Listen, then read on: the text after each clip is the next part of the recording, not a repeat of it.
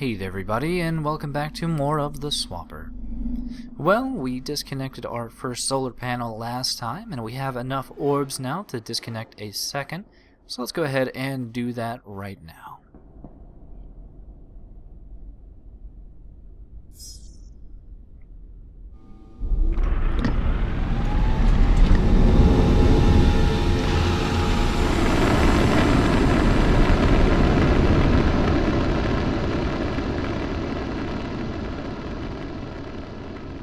That brings us one step closer to landing Theseus down on the planet's surface, but before we head to the final solar panel, we do have a couple things to get out of the way. First being another tricky hidden terminal up here in the ceiling. Very, very easy to miss. And also somewhat difficult to get to. But with a little maneuvering, we can now check out and see what memory terminal our message from home number 8 has to say. We've already seen number 9.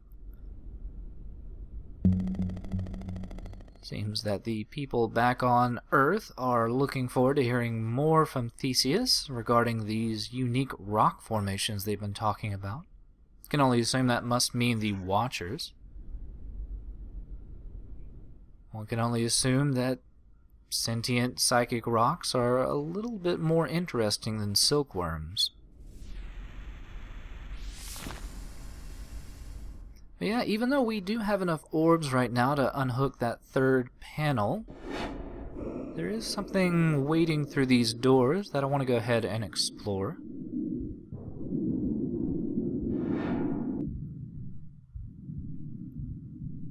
And it's another lovely, lovely set piece.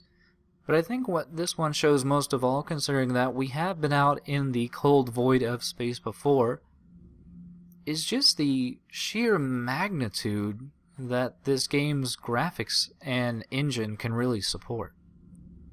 For the most part, we've dealt with a lot of enclosed interiors, but now, as we make our way away from Theseus and towards whatever is looming just off to the side of the station, our man just becomes a little dot in the distance as we make our way across, following whatever mysterious lifeline this is.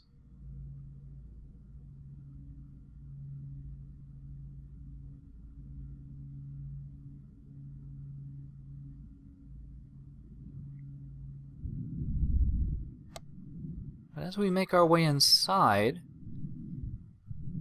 the background seems visually similar to some things we've seen before.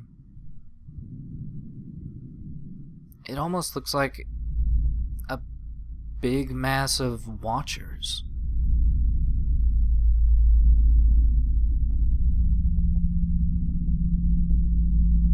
It's also eerily silent out here in the void of space, and this distortion is just, it's a bit too much.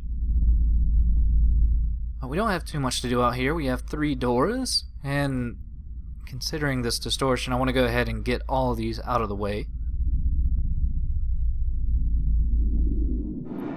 The good news is it only seems to be out in that main room there. In our puzzle rooms, we don't have to deal with any of that, though we do have to deal with quite a few tricky puzzles. First one here, we can already see that we are going to be short 1 buddy. And we have a whole assortment of lights to deal with, pink, blue, and red.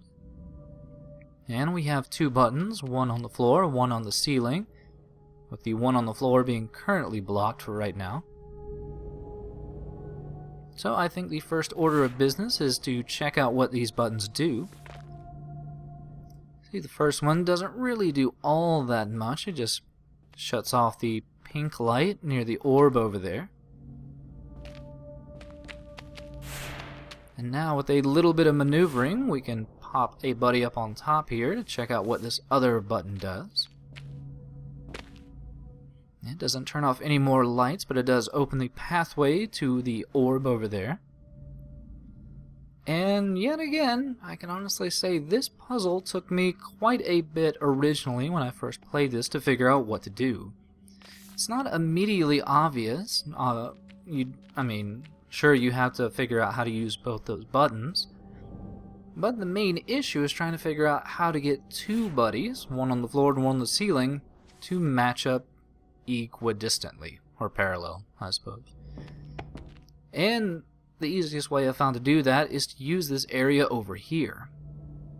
Now, if we make our way over here, dropping our buddy to the floor, we can then walk him over, get rid of him. All we really needed him for was to get onto the ceiling here. Next, we want to make a buddy near this button. Now, by doing that, we can safely drop down, flip over, walk our buddy backwards to the edge, being very careful, and then make a buddy on the red area here. And there we go. We can now press the buttons, and with our final remaining buddy, make our way over to the orb.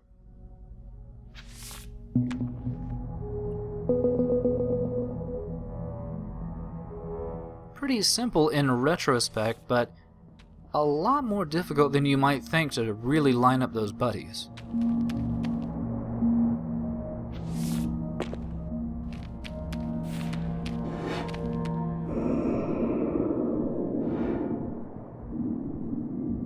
That out of the way, though, we can head back into this distortion-filled Watcher arena.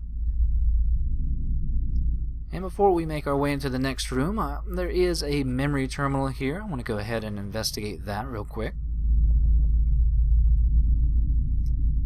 It doesn't really give us too much pertinent information. It almost seems something akin to comedy, which seems pretty out of place in the game, but it seems that two lowly workers who were possibly manning what this is to be Site 7 Internal were just pondering about, if these Watchers are indeed psychic, why don't they even want to talk to us?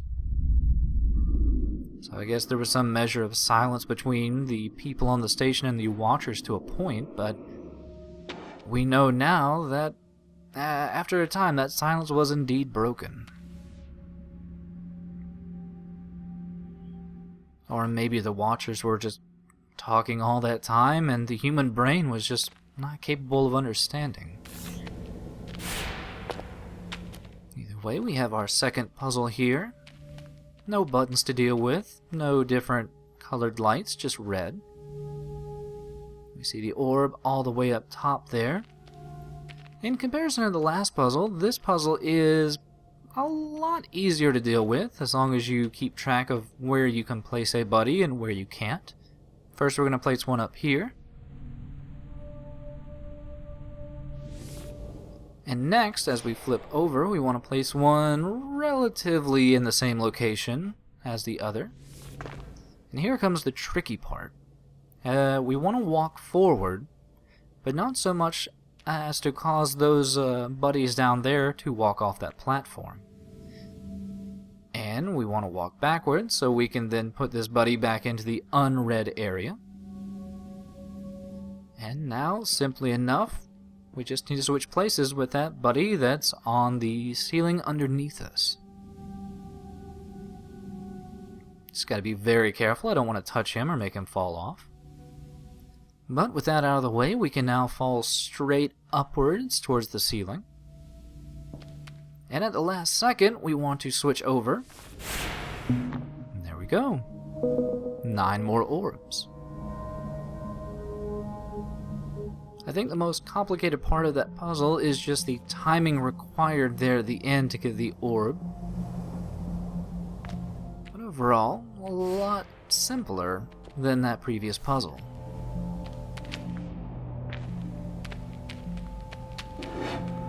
And with that, we just have one more puzzle to get to in this asteroid here.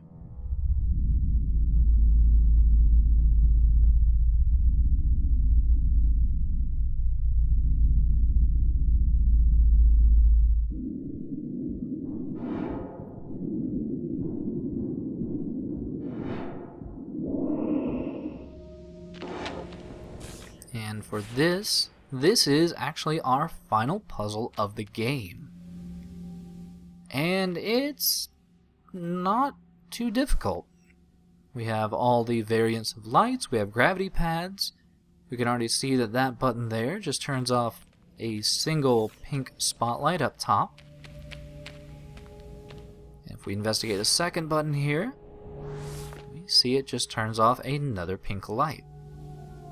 So we are going to need to press both of these buttons, but the question becomes, how are we going to manage to get a buddy up there with the orb and on the floor instead of the ceiling? Well, to do that, we're going to make our way all the way over to that far left button. And what we want to do is we want to fall straight back down to the floor, but as we're passing by the button, we want to plant a buddy and switch places. Now this will allow us to freely make another buddy up top here, and the reason we couldn't just do it from the ground was because of this little red light here. But I think I do want to back up a little bit and plant a buddy on this platform.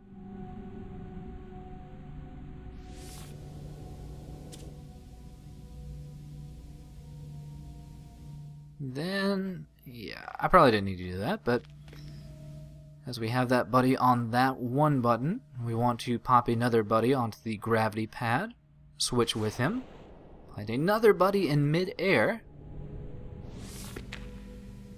There we go, we have both of the buttons pressed down, and now simply all we have to do, pop back over, make a buddy up top here,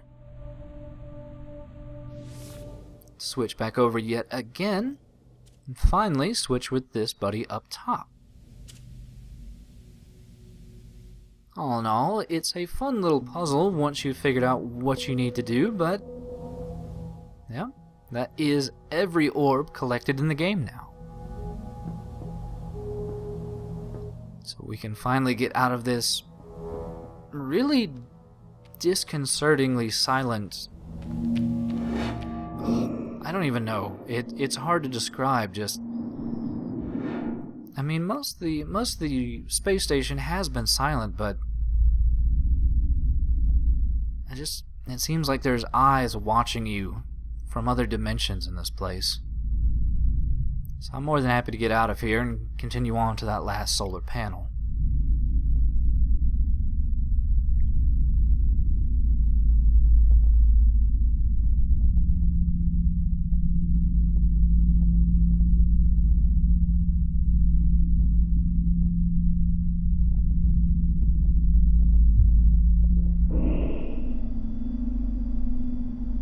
Good news is that it is a pretty uneventful trip.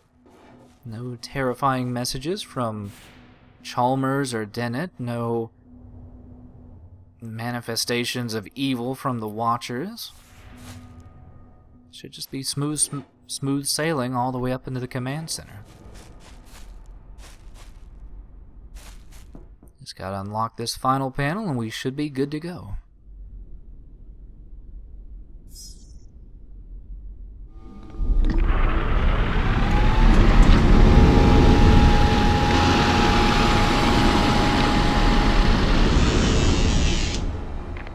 Okay, we should be clear to land. We're waiting for you at command. We may get off this station yet, though in how many pieces?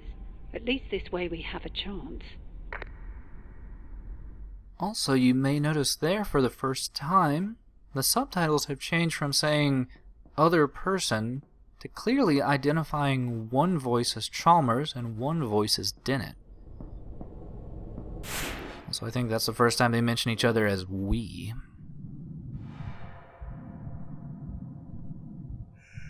Looks like we have one last large hurdle before we get to the command center.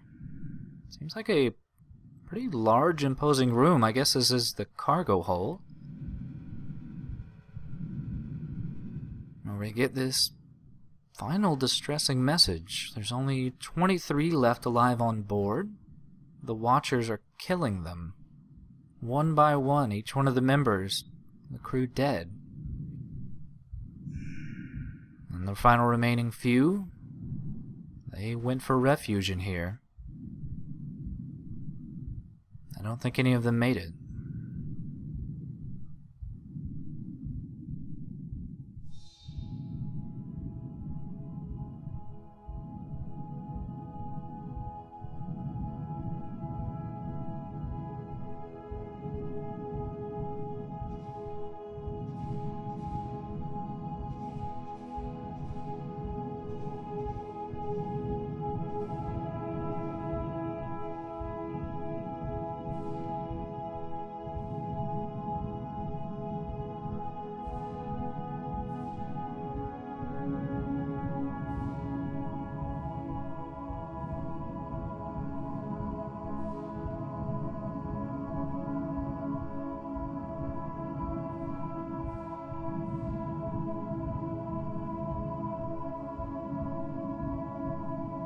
You're wondering, I suppose, how a person could survive here so long.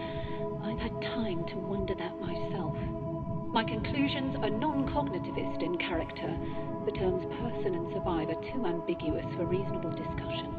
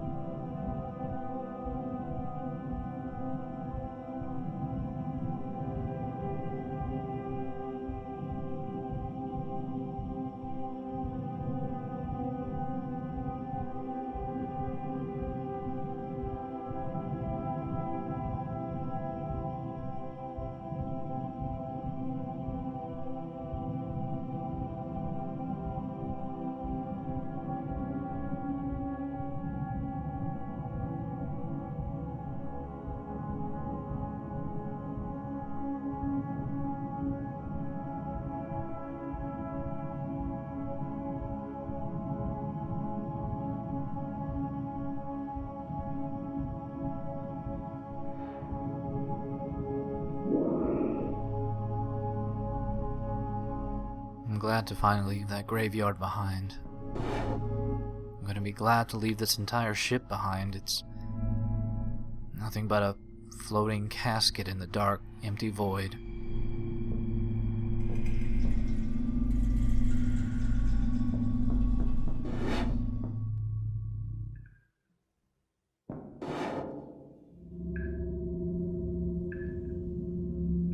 Here we find ourselves above that bizarre chamber we saw before.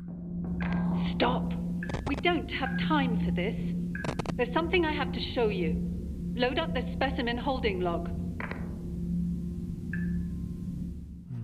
Who's the scavenger?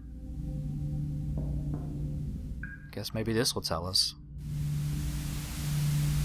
Where are you? Who said that? Both good questions. I can only answer the former with certainty. It took us years to... We are currently inhabiting these brains. We are these brains. Do excuse Dennett. Some people don't realize identity theory is more out of date now than when we sealed ourselves in here. We had a choice, Dennett. Die out there, starve in here, or use the swapper device to inhabit these research specimens and await rescue. I'm not proud, but which would you choose? In retrospect, certainly not the option we took. I know what you think. I was asking her. I'd have to believe you first. The evidence is right there. Take a look.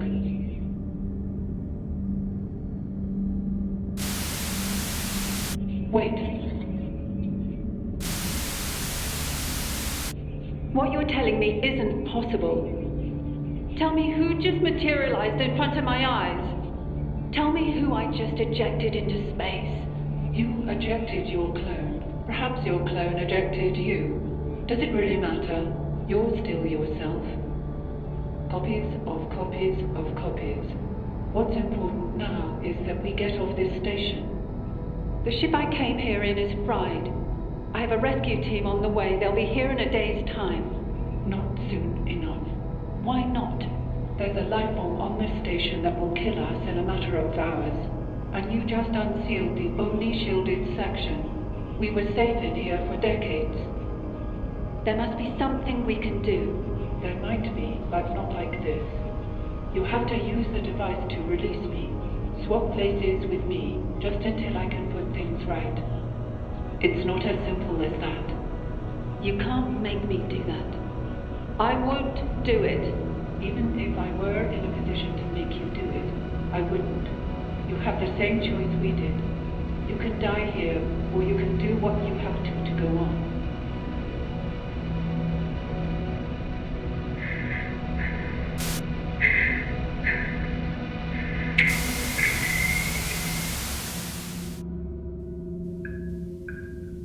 So there you go.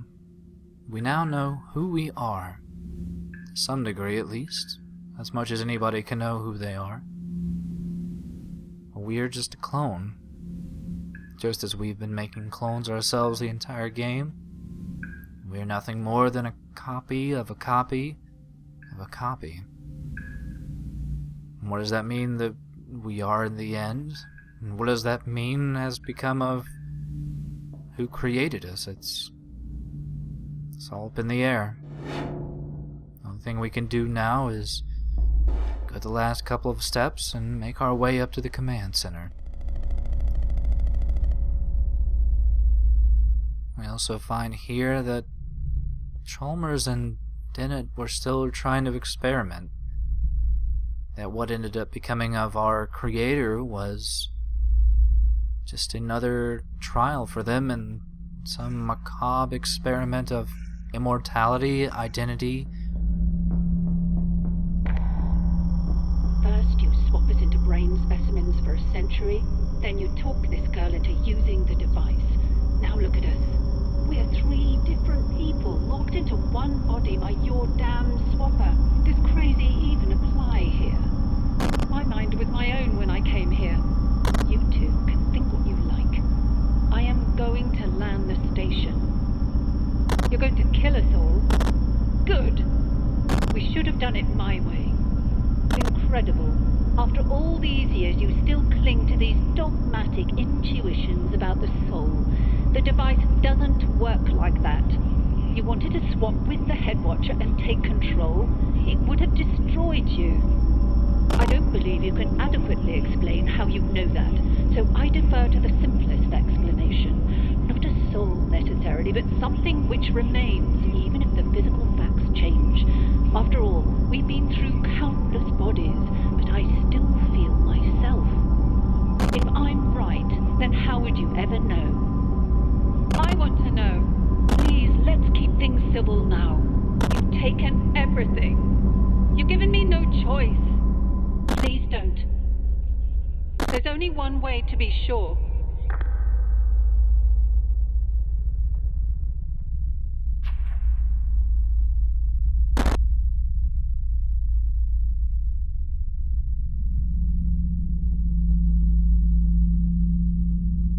So what happens?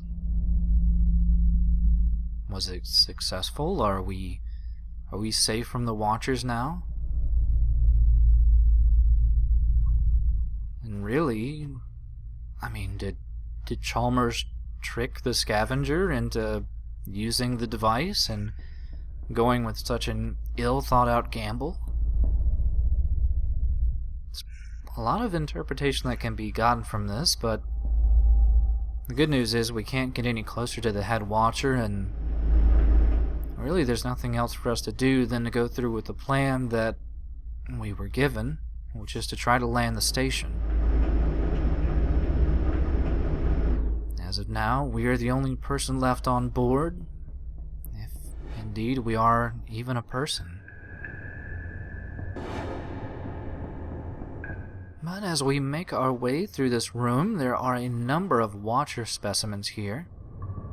And through their messages, I think we're starting to pick up on what might have happened to Dennett, Chalmers, and the Scavenger whenever they became a part of the Head Watcher.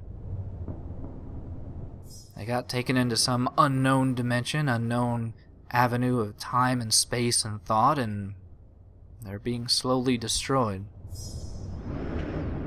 But one last thing, if we get enough propulsion off this elevator here, we have one last final hidden terminal. And to put the cherry on top of this depressing cake, the final message from home is to say they've given up on the project. Theseus was abandoned. Anyone that was left alive here, they would have no longer gotten any assistance from Earth, and Sisyphus project was considered a failure. And I think I'd have to agree with that. So, even if the Watchers weren't here, there was a good chance that these people on the station would have eventually succumbed to starvation, oxygen deficiency, any number of things. There was no way to save this. They were all doomed. Incoming transmission detected. Broadcast location, unknown vessel. This is Whiskey Charter 509 Alpha responding to SOS request. Do you read? Over. To anyone on board, we're seeing some troubling readings here. Whatever you're exposed to, you're going to have to get off that station before we arrive, or we're going to be bringing home bodies. Over. We'll be with you in approximately 13 hours, Theseus. That's 13 hours. Out. But just because this station is doomed doesn't mean that we have to give in, that we have to have our survival instincts die. It's not our time to die. It's our time to live. It's our time to get off this horrible station and to finally bring the Watchers home. Also, a little bit of an addendum. I guess there were 7 outposts, not the 3 I mentioned beforehand, but clearly all of them messed up and died in one way or another. But that's of no concern to us. We need to get to that rescue station. And you might have noticed on the map there, but there is a reason why I made sure to do every puzzle in the game and to get every orb. Because you need to get them all to finally land the station. So I guess there's no other choice here. There's no other place to go. So I guess I'll operate this, and I'll see you guys on the other side.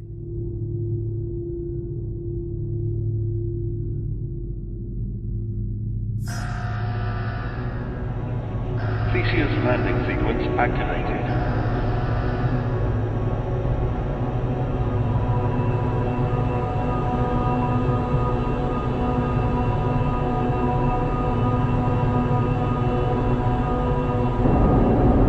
Landing compromised. Landing compromised.